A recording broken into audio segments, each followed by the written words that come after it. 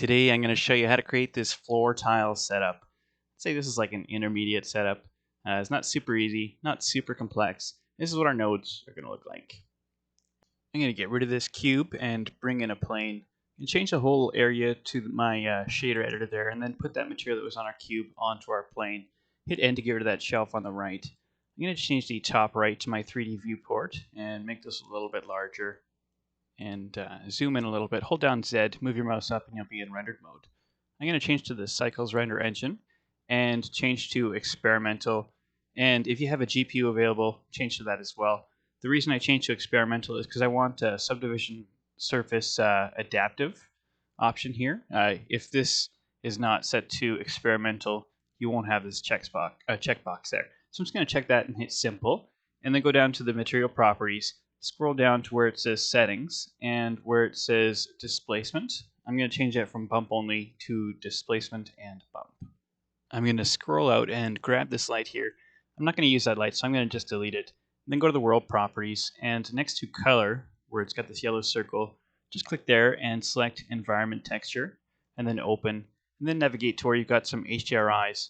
I've got some free ones I downloaded from hdrihaven.com, and I'm going to select Autumn Park. I'm going to navigate to the top left where it says Object and select World. Now I can see my HDRI settings right here. And with this image texture selected, I'm going to hit Control T, and that brings up the texture coordinate and mapping nodes. That's a Node Wrangler shortcut, so if that doesn't work, you just need to enable Node Wrangler in your add-ons, in your preferences there. I'm going to go to where it says Z rotation and select -100, so that rotates this HDRI. Now the lighting is behind. This is how I prefer to work on materials, with the lighting behind or close to. It's much easier to see how it's going to interact there. I'm going to select my plane again and come up to the top left and select Object. I don't want my HDRI to be visible in the background while I'm working, so I'm going to come down to Array Visibility and just unclick where it says Camera. Now I'm ready to work on my texture here. I'm going to start by bringing in a Voronoi node there, and just hit Control T while that's highlighted. And I'm going to plug Object into the mapping node. I don't really need that mapping node, so I'm just going to get rid of it. I'm going to duplicate this Voronoi and plug Object into that bottom one as well. To get a preview of what this node looks like, I'm going to hit Control, Shift, and left click on this node. It's another Node Wrangler shortcut. I'm going to change this to Chebyshev and change this randomness to 0. So this top Voronoi node is where we're going to get our grout in the middle of these tiles. And I'm going to bring in a map range node. That shortcut, by the way, to bring in nodes is Shift-A. So I'm going to bring this in here, and we want our grout in the middle there. This is going to be a very, very sharp color ramp here, 0.485 for the from min and 0.486 for the from max. And then instead of white lines, I want black lines. So I'm going to change this to 1 and 0. This bottom Voronoi here, let's take a look at this. Again, Control Shift left click to get a preview going. And I'm going to change the randomness to 0. And this time I'm going to change the type to Manhattan. And this time I'm going to bring in another map range node. And this is going to be like the spots in between the tiles, just the ornamental bits that are more like diamonds. Because you can see when we crank this up, it gives us, not the squares that we're used to, just a diamond, a different shape there. So the map range I'm going to set to 0.29 and 0.3 for the from min and from max. I'm going to bring in a mix RGB and place it right here and feed the bottom map range into the factor. And this map range is going to go into color 2. And if we view this, we can see that these diamonds, I actually want them to be on these crossovers here, not in the middle of the squares. So I'm going to add in a vector math node right before this bottom Voronoi and change the X and the Y to 0.5. The Z, it doesn't really matter if we change it. So I'm just going to leave those two at 0.5 there. And now we've got them lined up where I want them. I'm going to come out of this distance again on this bottom Voronoi. And this time I'm going to go into a color ramp because I want to set up a couple flags this time. I'm going to bring this black up to 0.32 and this white is going to come down to 0.33. I'm going to create two more flags here, and this one is going to be black, and I create one final flag there. This one is going to be white. I'm going to set this black at 0.27 and this white flag at the bottom at 0.26. Now I can take this color ramp value and feed it into color 1 and see what that looks like. Something like that right there. Okay, it's this map range here. I meant to change this to 0.29 on that guy there. So now we've got our basic outline of this tile floor here. I'd like to set up some color variation for these middle squares here. And to do that, I'm just going to shift stuff up over a little bit here and come out of the color on this Voronoi up here. I'm going to feed this into a map range and then into a mix RGB. And this is just going to go into the factor. I'm going to set my bottom color to white and the top color I'm going to set to hex code 593524. Just kind of a brown color there.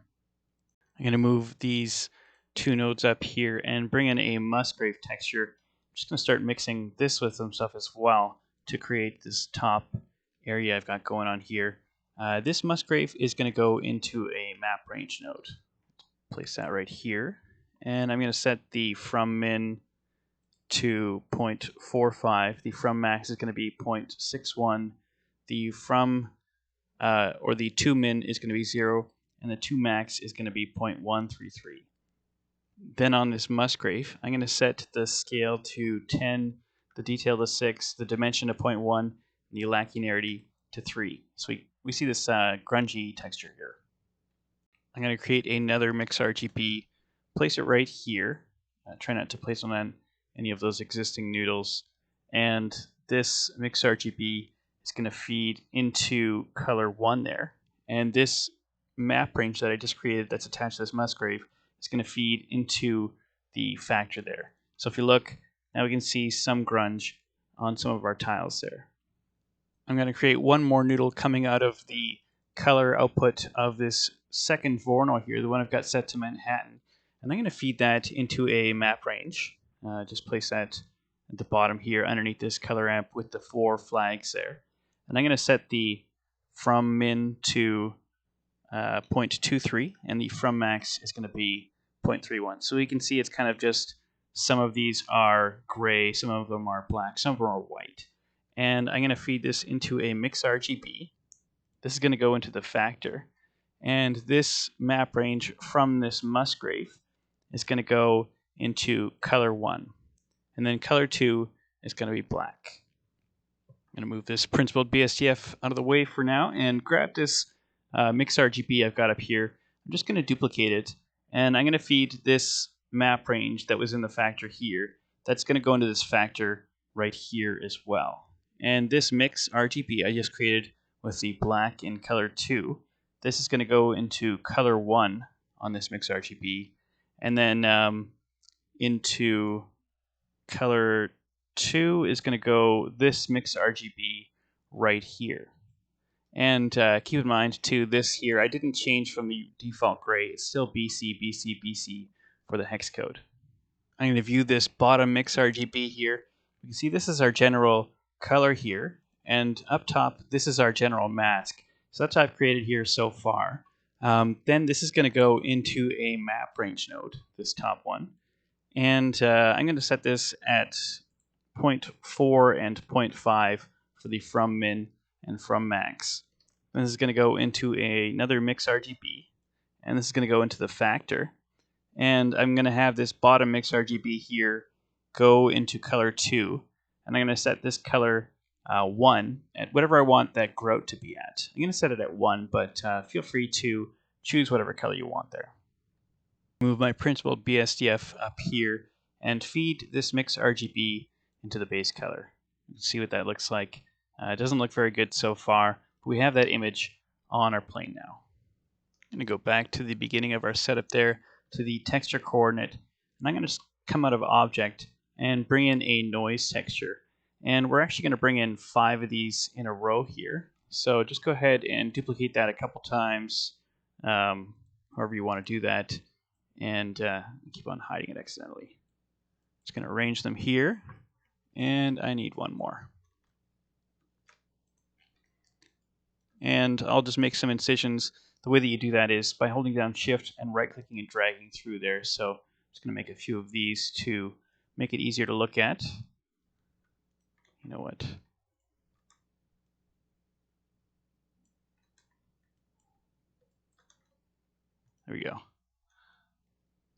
And did I make too many? I did make too many. Okay, there we go. Now I've got 5 noise textures here, and then I'm going to bring one more in and just place it right here, and this color is going to go into the vector here. I'm going to search for a map range node and place it right here, and I'm going to feed the color into the value. I'm just going to duplicate that, and I'm going to duplicate it one more time and place it here. I'm going to feed the factor into the value on this one here. It doesn't really matter that much though. This is just how you get the exact same result that I got. For this top noise texture, I'm going to set this to a scale of 14. Then coming out of the factor, I'm going to go into a mix RGB. And this is going to go into color 2. I'm going to feed this Musgrave height output into color 1. And this result from the map range that I haven't set up yet, that was supposed to go into the factor there. So let's set up this noise texture and these map range nodes. Noise texture, actually, I'm going to leave at 5. This top map range, I'm going to change to 0 and 0.58. This bottom map range, I'm going to change to 0.31 and 0.47. So you can see what I've created. It's this kind of half fluffy, half grungy noise texture here. And I'm going to duplicate this mix RGB, place it right here, and change this type to multiply. Just leave it on 0.5. And this mix RGB that we've got set here, I'm going to feed this into color 1. And this mix RGB that we just set up with this fluffy noise texture is going to go into color 2. So let's view this guy. We can see it's given a little bit more variation there. If we just look at this here, looks a little different. Now we've got a bit more cloudiness in there. We can plug this into the base color and see what that looks like. I'm going to bring in a bump node. We can create some simple bump just from this mix RGB right here. I'm going to run this into the height, and if we look at this here, you can see what it looks like. I'm going to set this to 0.3. Let's see how that looks. Feed that into the normal there, and let's check out our principled BSDF again. Yeah, that looks pretty good.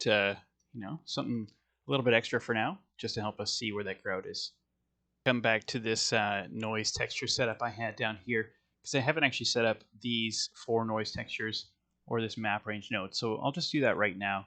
For this first noise texture, I'm going to set this to 20 for the scale and 4 for the detail. And this second noise texture, I'm just going to set that at 20 for the scale. For this map range, I'm going to set it at 0.25 and 0.35 for the from min and from max. And for this noise texture here, the second from the bottom, I'm just going to leave as is actually. And this bottom one, I'm going to set to 30 for the scale and 4 for the detail. Take a look at this map range here that we've got after these 2 noise textures in a row. If we look at this, this is kind of going to be like a dent material, just kind of little gouges out of our floor. And I'm going to use this map range right here to go into a mix factor. And this is going to go into color 1. And this is going to be set to white. So it's going to be the same idea, but just very subtle compared to before. So, if we zoom in, we can kind of see some spots here, but largely there's unaffected areas. Then I'm going to just feed this into a math node, set it to multiply, and set it to 1. And this is just going to kind of be a controller for the amount of strength from this version here, just from those dents. I'm going to move it up here. I'm going to create a second bump node. Just place it right here and feed this into the height. And then this is going to go into the normal on that first bump node. So if we look at this, we can see both of those combined. We've got the gouges here and then the grout area there. I'm going to turn this first one quite far down to 0.1. Let's look back at our principled BSDF. Now we've got both things contributing to the bump there. Next, I'm going to set up some scratches. So to do that, I'm just going to bring in a mix RGB and just preemptively set this up here.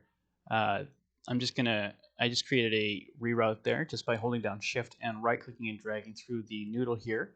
And I fed this into color 2 of this mix RGB I just created. And then I'm going to feed this factor, or pardon me, this color into color 1 there. And then this factor right here controls how much influence we have from that noise texture. If it's all the way to the left, it's like full noise texture, but if we move it to the right, it becomes quite subtle. So I'm going to move it to 0.9, so it is a little bit more subtle. And then I'm going to add in a Voronoi node. And I'm going to set this to distance to edge. And we'll set the scale to 19. And the randomness, we'll leave it 1. So if we look at that, we can kind of see these crack shapes. I'm going to feed this into a map range node just to tighten the gradient up so it's not so black there. And I'm going to leave the from min to at 0, and I'm going to change the from max though to 0.001. So now it's very subtle. If we zoom in, you can kind of make out the faint lines there. I'm going to go up to this top noise texture here out of the 5 that I created initially, and I'm going to come out of the factor and go into a map range node because I'm going to use that to kind of block out or mask out my scratches there. I'm going to change the from min to 0.54 and the from max to 0.7, and I'm going to create another mix RGB, place it right here, and this is going to go into the factor here. Then I'm going to feed this map range into color 2. Then I'm going to come to color 1 and change it to white, and let's look at that mix here. We can see it's just these faint cracks appearing wherever there was, the whiter colors on this map range here. So I'm going to grab this map range, this mix RGB, this map range, and this Voronoi here, and hit Control-Shift-D, and just move them all down a little bit. So I'm just creating all new ones and keeping them attached.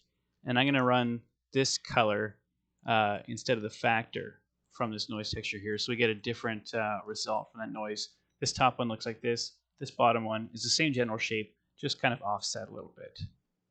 The reason I did this is because I wanted to create a second set of these scratches, but offset a little bit. Right now both of these are the same, but I'm going to bring in a vector math node and just place it right before this bottom Voronoi here. And I'm just going to change the first value to 10, second value to 6. It doesn't really matter what we change it to, but just something different. So, here's the top, here's the bottom. And so here's, the different Voronoi kind of muted there. And then it's going to go through a different mix RGB setup here. And finally, I'm going to just multiply them together with a regular math node. So set this to multiply, run this into here. And I'm going to do the same thing I did for this top setup. Just change this to multiply and change it to 1. So this is going to be the general strength of this branch right here, which is our scratches. I'm going to grab this multiply here and duplicate it, place it right after itself on that branch there, and connect this bottom multiply to that one as well. So now we've got our scratches and our divots on the same area there. And if we look at this, you can see scratches, divots, a little bit more detail already in our floor. Looking at the material from the side, I think maybe the dents are a little too strong, so I'm going to come to this map range here that I set to 0.25 and 0.35. I'm just going to turn down the from max to something like a little lower, maybe 0.32, something like that. Yeah, looks a lot better. I like the more subtle divots there. I'm going to move down to this noise texture that I set up at the bottom here. I haven't really done anything with it yet. I'm going to grab this mix RGB that I've got right above it and just duplicate it. And do the same thing with this noise texture. The color is going to go into color 1. Then I'll have this vector go into color 2. Then I can right click and drag through there and form a reroute, and I'll just drag it over here. This is going to go into another Voronoi texture, and this is to set up kind of a lumpy texture. You'll see what I mean when I've got it set up here. I'm going to come out of color, and I'm going to change this to smooth F1. I'm going to change the scale to 20, the smoothness to 0.3, and I'll leave the randomness at 1 there. And then I'm going to feed this into a math node, just set to multiply, and I'll just set this to 1, which is going to be the same thing again, just the relative strength of this branch here. I'm going to move this over a little bit here, give myself a bit more room, see what I'm working with. And I'm going to add these two multiplies together here.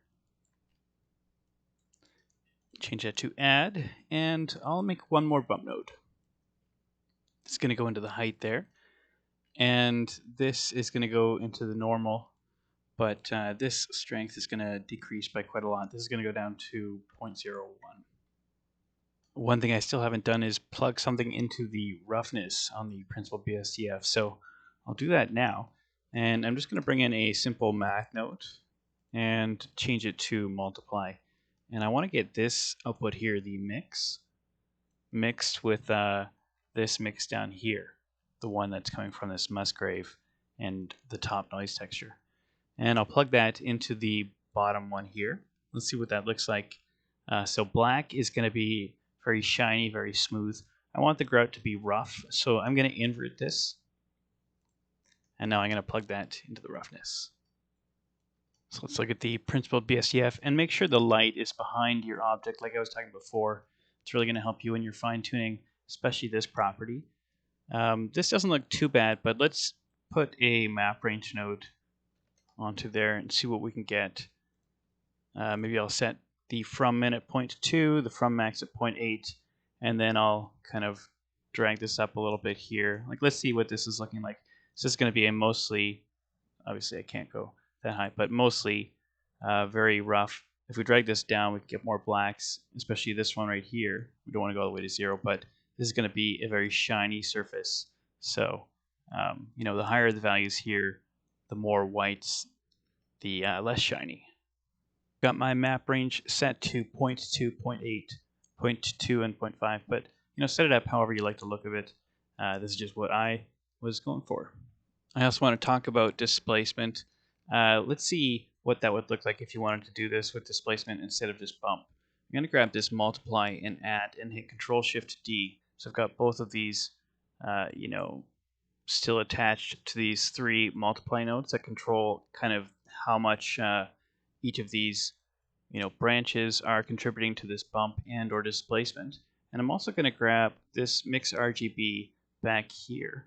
Let's just go ahead, move that over here, and I'm going to add one more node at the end here. Change this to multiply, and I'm just going to multiply this with that last one. So that's going to be the lowest, you know, on our displacement. And then I'm going to bring in displacement node, place it right here, and feed this into height. And then let's go ahead and look at this here and plug this into displacement. Looks a little extreme there. I'm just going to go ahead and change the scale to something like 0.0003. And that's a little bit more reasonable. And maybe let's go ahead and add one more controller that controls how much this affects things. So if like we turn this up, that'll be way more increased. Or if we want that grout level to be, you know, more subtle, maybe go to 0.1 or something like that. But that's pretty good. And let's start labeling and grouping our nodes so we can make a bit more sense of all the stuff we've set up so far. I've got these three multiply nodes set to 1, and I'm just going to frame these with Control J. This is the divots, if you recall, that you know, look like this here. This one is for the scratches, and this bottom one is for the, I don't know, lumpiness. It's kind of what it looks like to me. So I'll just frame those. Let's change the color as well. Hit N and click this box and set these to yellow. So I'll just copy this. Let's do different yellow though.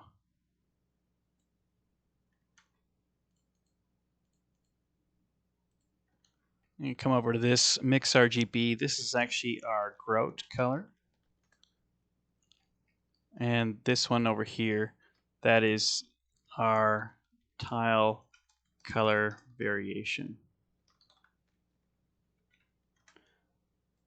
Let's go ahead and add a color for those.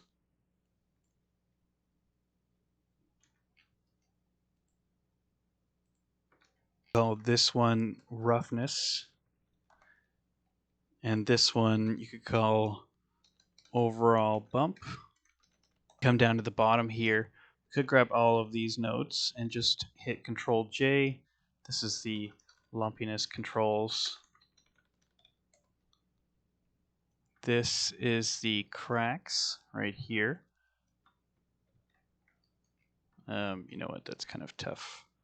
Maybe I'll have to move this down first and get this out of there. Grab all of this.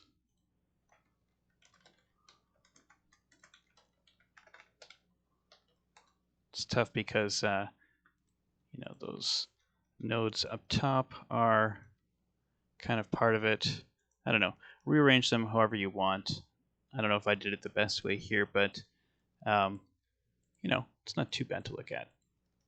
There should be scratch controls. And maybe I'll grab these 5 nodes here, not this one, and call these, what is it, divot controls? Yeah. Having a lot of trouble typing. I don't know why. I'm also going to frame this up here. If you recall, this is just my mask for the grout. So let's call that grout mask. And this guy here is just my color setup. So let's call it tile colors. Let's go into the divot controls. This map range here is kind of like the divot amount. We'll just go amount, I guess capital. And that doesn't really put it in the frame automatically, so I'll just pop it in there. And this one here is going to be the gradient for the divots. So don't need plural. So kind of, I'm actually looking at that one right now. And basically, if you want the divots to be harsher or lighter, just fool around with this color amp. You can make them super harsh there if you want, or very faint. Same thing with this here. I guess these are the scratch amounts here. So it's kind of tricky. I've got them maybe in a bad spot, but whatever. I'll just label them like that there. And then these guys are the gradients.